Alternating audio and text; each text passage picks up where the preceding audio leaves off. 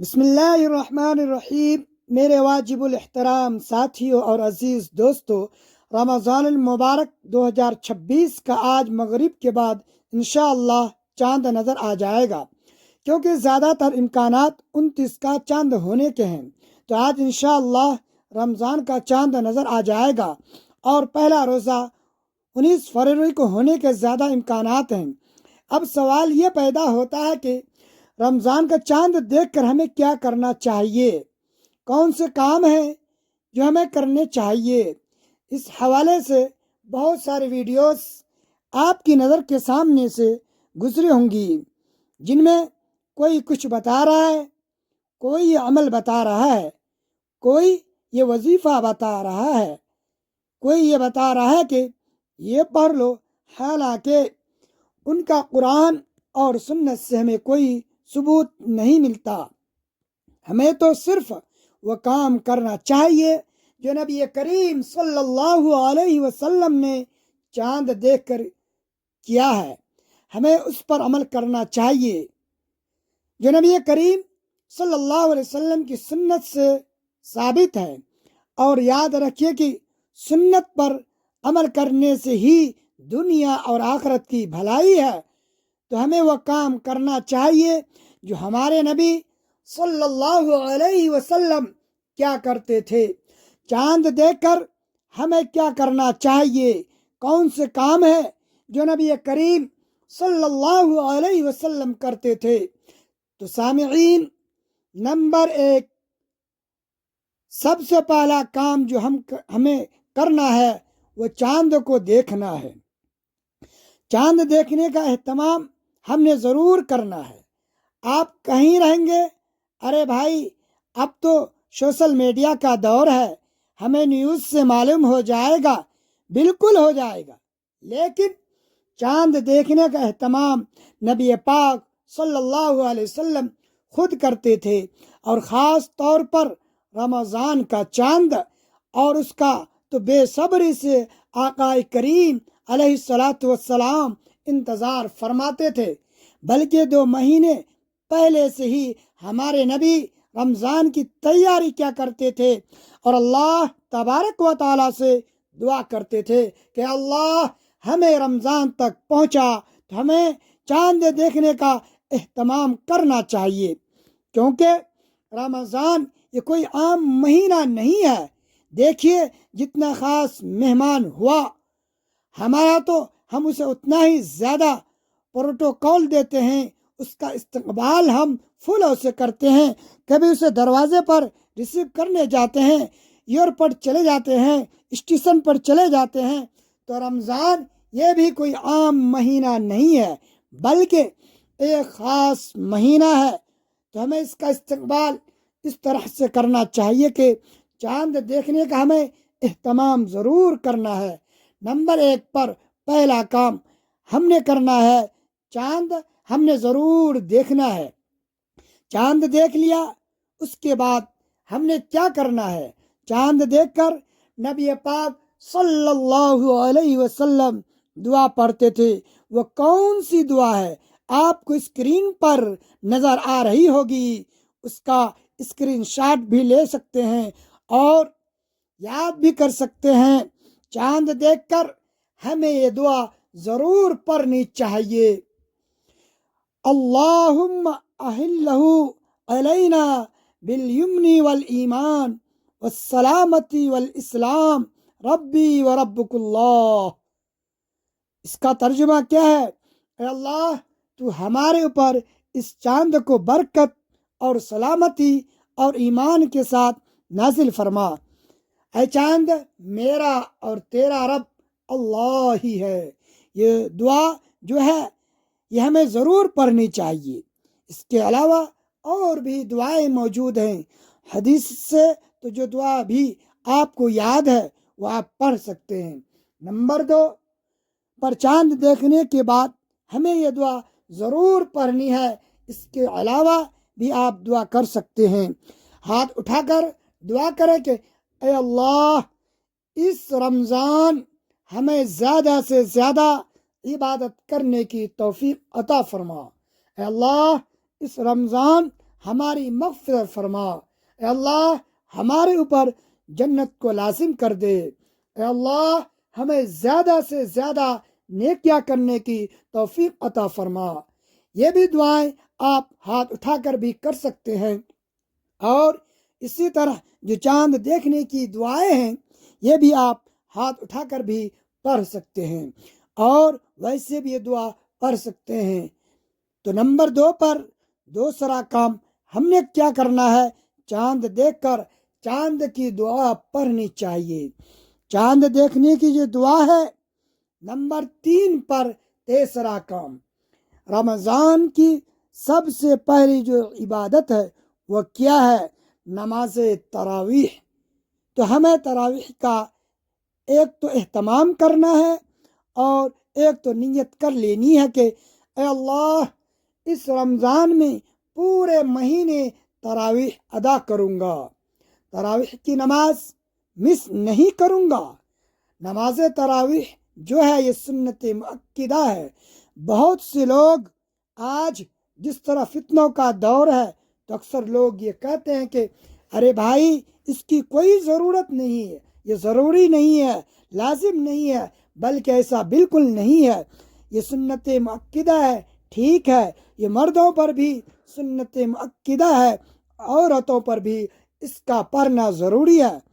ہاں کبھی کبھار طبیعت خراب ہے، یا کوئی شرعی عذر ہے، یا تھکاوٹ بہت ہی زیادہ ہو گئی ہے، کبھی کبھار چھوڑ دیا سنت مؤکدہ کو، یہ الگ بات ہے، لیکن اس کو سرے سے ترک کرنا اور اس کو ہلکا جاننا یہ جو ہے وہ بہت زیادہ خطرناک ہے، اس سے ہمیں بچنا چاہیے۔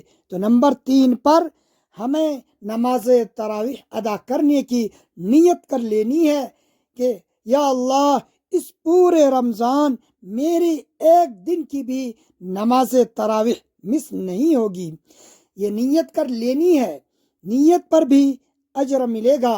نمبر 4 پر چوتھا کام ہے، اور رمضان یوں سمجھ لیں کہ سب سے بڑی جو عبادت ہے رمضان کی وہ ہے روزہ۔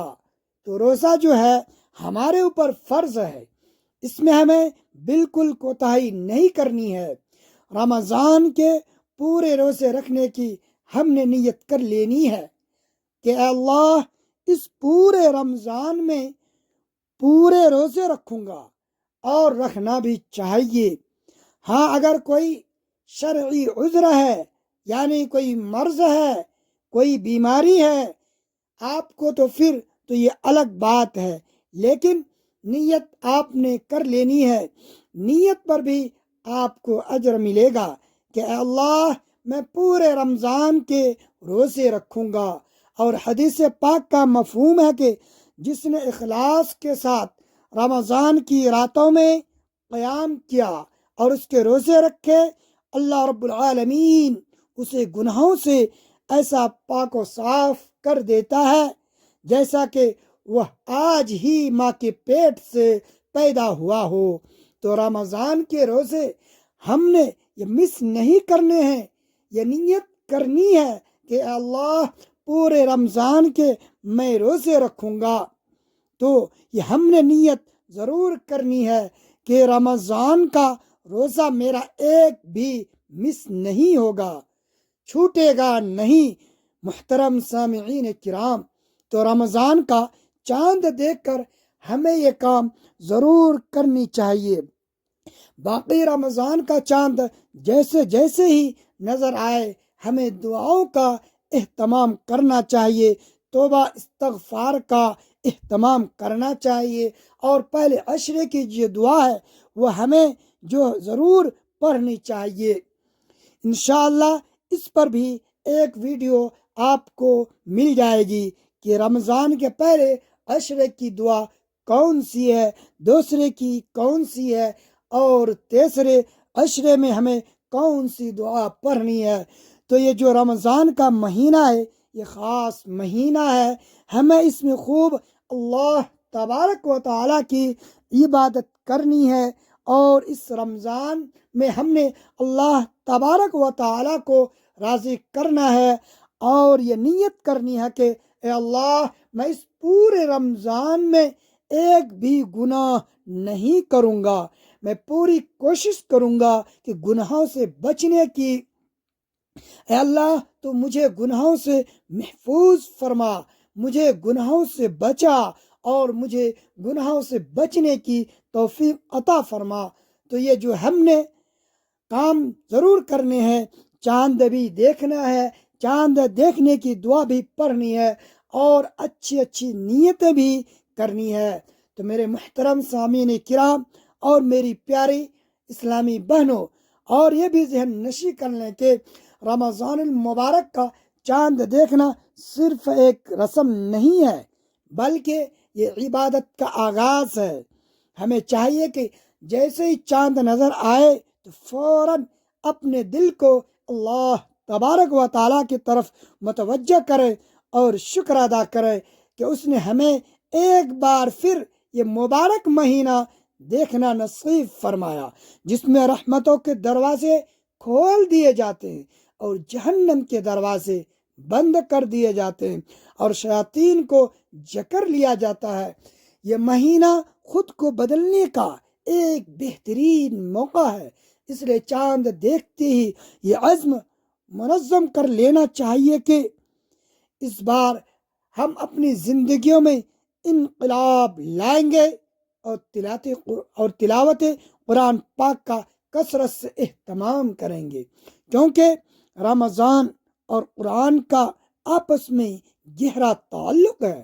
ہمیں چاہیے کہ ہم اپنی سحری اور افطاری کے اوقات کو بھی عبادت میں گزاریں اور لایانی باتوں سے پرہیز کریں۔ یہ مہینہ صبر کا ہے اور غمخواری کا ہے، اس میں ہمیں اپنے ارد گرد کے غریب اور مستحق لوگوں کا بھی خیال رکھنا چاہیے تاکہ وہ بھی خوشیوں میں شریک ہو سکے۔ یاد رکھیں کہ ہر نیکی کا اجر اس مہینے میں 70 گنا تک بڑھا دیا جاتا ہے، لہذا صدقہ و خیرات کی بھی نیت کریں اور اپنی زبانوں کو ذکر الہی سے تر رکھیں تاکہ جب یہ مہینہ رخصت ہو تو ہمارے پاس نیکیوں کا بھاری ذخیرہ موجود ہو اور ہم اللہ کے محبوب بندوں کے فہرست میں شامل ہو سکے۔ اللہ تبارک و تعالی ہمیں اس رمضان کی تمام برکات سمیٹنے کی مکمل توفیق عطا فرمائے اور ہمیں تمام خطاؤں کو معاف فرمائے۔ ناظرین، اس سال یعنی 2026 کے اس بابرکت مہینے کو غنیمت جانیں اور ہر لمحہ اللہ کی رضا کے لیے وقف کر دیں، کیونکہ زندگی کا کوئی بھروسہ نہیں اور یہ مبارک گھڑیاں پھر نصیب ہوں گی یا نہیں، یہ صرف اللہ ہی جانتا ہے۔ اس لیے آج ہی سے اپنی ترجیحات درست کریں اور اس پیغام کو خیر خواہی کی نیت سے پھیلائیں تاکہ آپ بھی اس نیکی کے کام میں برابر شریک ہو جائیں۔ اللہ تبارک و تعالی ہم سب کو عمل کی توفیق عطا فرمائے۔ ناظرین، کمنٹ باکس میں اللہ تبارک و تعالیٰ کے 99 ناموں میں سے کوئی ایک نام ضرور ٹائپ کرے۔ ویڈیو اچھی لگی تو ویڈیو کو لائک کرے، شیئر کرے اور چینل کو سبسکرائب کرنا نہ بھولیں۔ ملتے ہیں اگلے ویڈیو میں، تب تک اجازت دیجیے۔ اللہ حافظ۔ اللہ آپ سب کو اپنے حفظ و امان میں رکھے، صحیح سلامت رکھے، رمضان کی برکات سے مالا مال عطا فرمائے۔